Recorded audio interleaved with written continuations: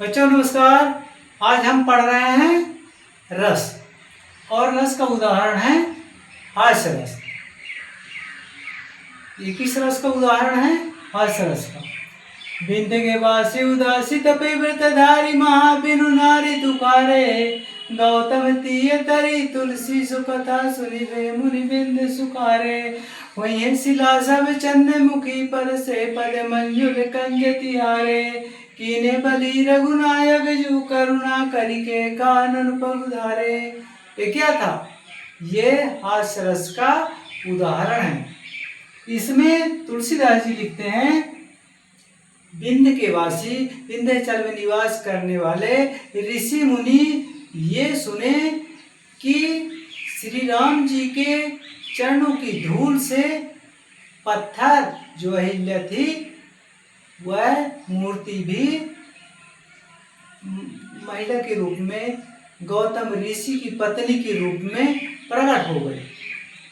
तब से उन्हें लालच आ गया कि हम लोग भी, हमारे यहाँ भी बहुत पत्थर हैं और हम भी एक एक पत्थर लाके और राम जी से कहेंगे कि ये पत्थरों को आप अपने चरणों के धूल से इन्हें भी पत्नी बना दीजिए, ऋषि पत्नी बना दीजिए।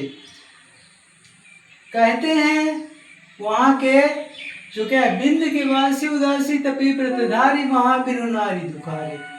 वो क्या है तो महाव्रतधारी, तप करने के लिए गए हुए, लेकिन हास्य की बात क्या है कि वो बिना नारी के दुखी हैं। इसलिए तो कहते हैं कि राम जी के चरणों से यदि पत्थर भी तर जाती है, स्त्री का रूप ले लेती है, तो हम भी एक एक पत्थर ला करके और राम जी से कहेंगे कि वो